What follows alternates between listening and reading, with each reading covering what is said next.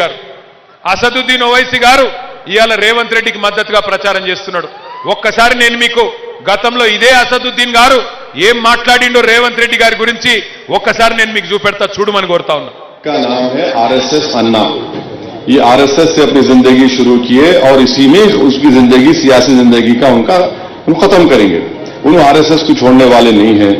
आज कांग्रेस का जो हैदराबाद में हेडक्वार्टर है गांधी भवन, उसको मोहन भागवत कंट्रोल कर रहे हैं और उनकी जबान से जो नफरत निकली है, कुर्ता पैजामा शेरवानी सर पे टोपी दाढ़ी, ये आरएसएस की जबान है। तो ये आरएसएस का आदमी था, आरएसएस का आदमी रहेगा और ये नफरत करता है। मैं पहले भी कहा हूं कि नफरत करता है जिसके चेहरे पे दाढ़ी है सर पे टोपी है, तो उनको खुल के बोलना चाहिए कि हमको कुर्ता पैजामा शेरवानी पहनना वोट नहीं चाहिए।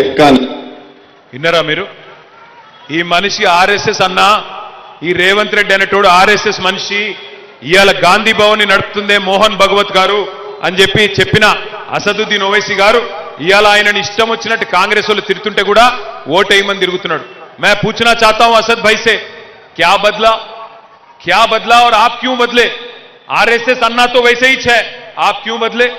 आपकी क्या सियासी मजबूरी है कि आप आज आरएसएस अन्ना के लिए वोट मांग रहे हैं? मैं पूछना चाहता हूं, जितने भी हमारे मुसलमान भाई है बहन है, मैं आप सभी से एक ही चीज कहना चाहता हूं, केसीआर साहब ने कभी सियासत के मजहब के नाम पे सियासत नहीं की। केसीआर साहब ने इंसान को इंसान की तरह देखा, गरीब को गरीब की तरह देखा। अगर एक गरीब हिंदू बच्ची को बतुकम्मा साड़ी दिया तो गरीब मुसलमान बच्ची को रमजान का तोहफा दिया। वैसे ही हर चीज में, हर शोबे हयात में आज माइनॉरिटी भाइयों की बहनों की अच्छा करने की, भला करने की कोशिश करे केसीआर साहब।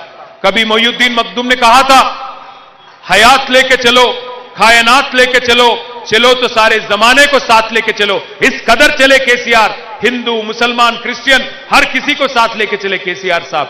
इसीलिए आज मैं पूछना चाहता हूं हमारे असद भाई से और बाकी हमारे भाइयों से, आपको आज क्या मिला कि आप कांग्रेस को वोट मांग रहे हैं? आप किस वजह से आरएसएस अन्ना को आप सपोर्ट कर रहे हैं? इसका जवाब आपको देना पड़ेगा। एक और चीज भी मैं आपसे कहना चाहता हूं, आज टिमरिस स्कूल बनाए आपके वास्ते, आपकी बच्चों की आला से आला तालीम देने के वास्ते जबरदस्त स्कूल बनाए केसीआर साहब। शादी मुबारक के जरिए आपकी मदद करे, केसीआर किट देके आपकी मदद करे। रेवंत रेड्डी साहब क्या करे? इन 2 सालों में किसी का फायदा हुआ रेवंत रेड्डी को लेके? आप याद करिए, गौर करिए। भाइयों, मैं आखिरी में बस इतना ही कहूंगा, जब आप जाएंगे वोट देने, दिल पे अपना हाथ थामिए और पूछिए 10 साल की केसीआर की हुकूमत अच्छी थी कि 2 साल की रेवंत रेड्डी की हुकूमत सही है? आप दोनों पे एक बार परख के आप सोच समझ के वोट दीजिए। ऐसे ही बिना बेवजह कोई बोल दिए, कोई ये बोले कोई वो बोले, इसलिए वोट देना ये सही तरीका नहीं है। आज मुसलमानों को नजरअंदाज करने वाले, कांग्रेस नहीं तो मुसलमान नहीं बोलने वाले लीडरों को अगर आप वोट देंगे, आपकी ताकत अगर नहीं दिखाएंगे तो उनकी और भी गुरूर और घमंड बढ़ जाएगी। ఆఖరికి నేను చెప్పేది ఒకటే ఒక్క ముచ్చట, ఎందుకంటే ఎలక్షన్ల ప్రచారం అయిపోతుంది ఇంకొక అర్ధగంటనే. ఇక ఈ అర్ధగంట తర్వాత యూసుఫ్ కూడా గల్లీలలో మైకులు బంద్ అవుతాయి, లొల్లి బంద్ అవుతుంది, ఇంటింటికొచ్చుడు బంద్ అవుతుంది, ఓటు అడుగుడు బంద్ అవుతుంది, అన్ని బంద్ అవుతాయి. మీకు నేను ఒక్కటే విజ్ఞప్తి చేస్తున్నా ముగించే ముందు, మీరు ఎల్లుండి ఓట్లకు పోయే నాడు ఒకటి గుండె మీద చేసుకోండి, ఆలోచించుకోండి. ఈ మైకుల లొల్లి బంద్ అయినాక, ఈ మొత్తం ఓట్ల లొల్లి బంద్ అయినాక, ఓట్లు అడిగే లొల్లి బంద్ అయినాక గుండె మీద చేసుకోండి, మీ కుటుంబ సభ్యులతో కూర్చోండి, ఆలోచించండి. 10 ఏళ్ల కేసీఆర్ ప్రభుత్వం బాగుంటే మాగంటి సునీత గోపీనాథ్ గారికి బ్రహ్మాండంగా కారు గుర్తు మీద ఓటేసి గెలిపించండి. లేదు అనుకుంటే మీ ఇష్టం. కానీ ప్రజాస్వామ్యంలో తీర్పు చెప్పాల్సింది మీరు, న్యాయం చేయాల్సింది మీరు. మంచిగా పనిచేసేటోళ్లను, మీకోసం పనిచేసిన మాగంటి గోపీనాథ్ లాంటి నాయకుడు, 11-12 ఏళ్లు మీకోసం కష్టపడ్డ నాయకుడు ఇవాళ మన మధ్యలో లేడు. ఆయన బతికుంటే ఇంకో 3 ఏళ్లు మీ ఎమ్మెల్యేగా ఆయన్నే ఉంటుండే. అనుకోకుండా ఆరోగ్యం బాగలేక ఆయన చనిపోవడం వల్ల ఇవాళ ఆయన శ్రీమతి, ఆయన భార్య, ఆయన పిల్లలు ఇవాళ మీకోసం, మీ మద్దతు కోసం ఒక ఆడబిడ్డ మీ ముంగటికి వచ్చింది, గోపీనాథ్ భార్య. మరి ఆమెను ఆశీర్వదిస్తారా లేదా మీ చేతుల్లోనే ఉంది?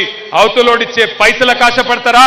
3 ఏళ్లు మళ్ళొక్కసారి కాంగ్రెస్కి ఇచ్చి మళ్ళా మన జీవితం ఖరాబ్ చేసుకుందామా? హైదరాబాద్ను ఖరాబ్ చేసుకుందామా? మళ్ళీ మాయ మాటలు నమ్మి మోసపోదామా? ఆలోచించండి. ఎల్లుండి తప్పకుండా ఓట్లకు మాత్రం రండి. ఎందుకంటే మీరు ఓటింగ్కి రాకపోతే మీ ఓట్లు దొంగ ఓట్లేసి గెలవాలని కాంగ్రెస్ వాళ్ళు ఆలోచన చేస్తా ఉన్నారు. దొంగ ఓట్లు రాయించుకున్నారు కాంగ్రెస్ వాళ్ళు, దొంగ ఓట్లేసి గెలవాలనుకుంటున్నారు. అందుకే హైదరాబాద్ లో నేను ప్రతి ఒక్కరిని కొడతా ఉన్నా, జూబ్లీహిల్స్ నియోజకవర్గంలో దయచేసి ఓటింగ్ కు రండి. మీరు ఓటింగ్ కు రాకపోతే మీ ఓట్లు దొంగ ఓట్లేసి పొద్దున్నే 7 నుంచి 9 గంటల లోపల గెలవాలని కాంగ్రెస్ పార్టీ కుట్రలు చేస్తా ఉన్నది. తప్పకుండా ఓట్లకు రావాలని కోరుతా ఉన్నా. ముగించే ముందు మరి నేను మిమ్మల్ని అందరినీ ఎక్కడ ఉన్నది కారు ఒకసారి మీకు చెప్పాలా. కారు గుర్తు ఈ బ్యాలెట్ లో 3వ నెంబర్ మీద ఉన్నది. మొదటి బ్యాలెట్ లో 3వ నెంబర్ మీద ఉన్నది. 3వ నెంబర్ లో కారు ఉన్నది. तीसरे नंबर पे है कार, बाकी सब बेकार. तीसरे नंबर पे है कार. अरे कस के बोलो, रेवंत रेड्डी को सुनाई देना. तीसरे नंबर पे है कार, तीसरे नंबर पे है कार, बाकी सब बेकार. तीसरे नंबर पे है कार. यूसुगुड़ोला दम्मंत गिंतेना. तीसरे नंबर पे है कार. కారు గుర్తుకే జై తెలంగాణ. కారు గుర్తుకే పక్కానా. ఇగో ఈ కారు కూడా చూపెడుతున్నా మీకు, ఎందుకైనా మంచిదని చెప్పి. Thank you. జై తెలంగాణ. Thank you. జై తెలంగాణ. ఒక్క మాట. ఇప్పుడు నేను ఇక్కడికి వచ్చేటప్పుడు చూసిన రేవంత్ రెడ్డి గారికి మనం ఇట్లా ఈ కండువా తీసి ఇట్లా తిప్పితే నచ్చలేదంట. ఆయనకు నచ్చలేదు.